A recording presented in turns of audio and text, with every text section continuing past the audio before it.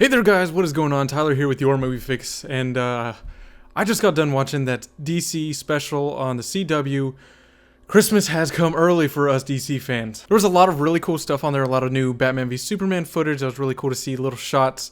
One, especially seeing Superman walk down in the Senate, a couple new shots of Batman, and a lot of new stuff for the Justice League, which was really cool to see some concept art for Cyborg, Aquaman, and the Flash. Also, there was some Wonder Woman footage from the new movie, and of course the new Suicide Squad trailer, which I'll talk about in another video in depth. But we did get a nice little explanation for people who weren't already aware of what exactly was the reason that Superman and Batman were fighting, and luckily Jeff Johns kind of laid some of that stuff to rest, that it is clearly about Batman seeing an unknown person being connected to this reason why a city was destroyed in Man of Steel, and it's more of him feeling threatened, and this goes back to the comics of Batman being very paranoid and very untrusting with a lot of people, so it's good to see that and him explain that to people who didn't really understand it. Now I want to take a quick second to talk about the Wonder Woman footage, which I loved. I got to see little bits of it. Yes, we didn't get to hear any dialogue, which was fine. I still liked what I was seeing with her emoting in her face, and just seeing the way that the movie is shot. There's the tone kind of similar to Man of Steel, and we got to see a little explanation from Patty Jenkins, the director, who made a little appearance, and just give a little bit more background. And this is going to be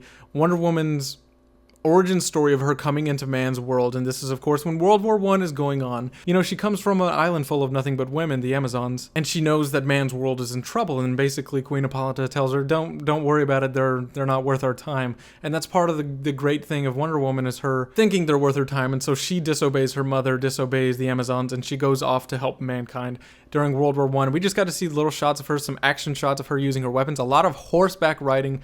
I didn't even know that they had this much filmed. What we've been seeing is set pics with her in the civilian clothing and things like that, but we got to see a lot of her in her costume, which looked really good, a lot of her using weapons and fighting people. I think she's going to be in the forefront in World War I. That is going to be very interesting to see her interactions with everyone, with Steve Trevor. I can't wait to see that.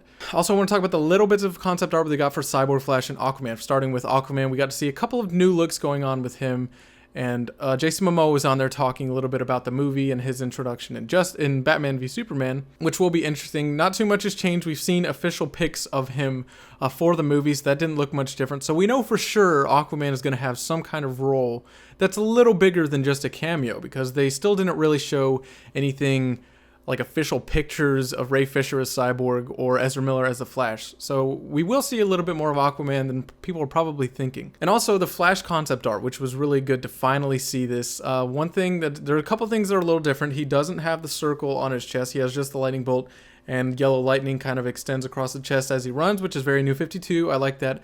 But also, from what I could tell, and this is what it looked like in every little bit of concept art that we've been seeing, he doesn't have the lightning bolts on his ears, which I can live with. I really can. I think it's enough to set it apart from the CW suit, which is really, really good. But I want to see Ezra's spin on the character. He seems very, very passionate about playing him, about playing Barry. And he actually knows a lot of what he's talking about and a lot about Flash. So that's really interesting to hear. And also, we got to see a little bit of Ray Fisher as Cyborg and some concept art. And we hear about him, you know, getting in this horrible accident and getting repaired by his father and turning him into Cyborg, and how he's a technopath connected to all technology. He can speak to it, control it, all that good stuff. But as far as the concept art goes, he was missing his eye and it was glowing blue. His face was kind of all messed up, and it looked kind of a mishmash of metal organically kind of on him, sort of like in the Justice League War, how it originally just kind of is all over him and it doesn't look very right. It's not very uniform. It doesn't look like a suit, if you know what I'm saying. It just looks like a mutation of metal on his arm. And we got to see that, which I don't think they're going to blow their load and show us an official image of Cyborg as we know him, but I do think it's coming soon. This little bit I was a little disappointed with Jeff Johns making a comment on the Green Lantern Corps. And he just said that the Green Lantern Corps was happening, which we already knew.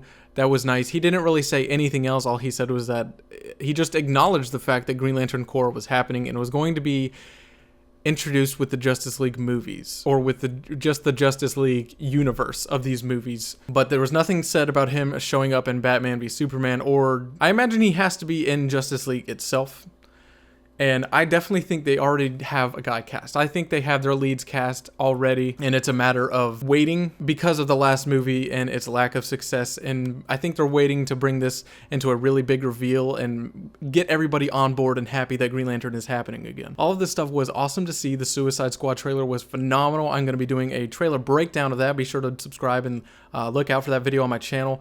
But I really did enjoy that with the Bohemian Rhapsody and hearing a little bit more from Jared Leto and Margot Robbie. That was all really, really good. But I'll talk about that more in a little bit. All right, guys, comment down below. I want to know, what did you think of this whole DC special? And do you like what you're hearing and seeing about the concept art for the other Justice League members that we haven't seen? All right, guys, this has been your Movie Fix. I will see you guys on the next video.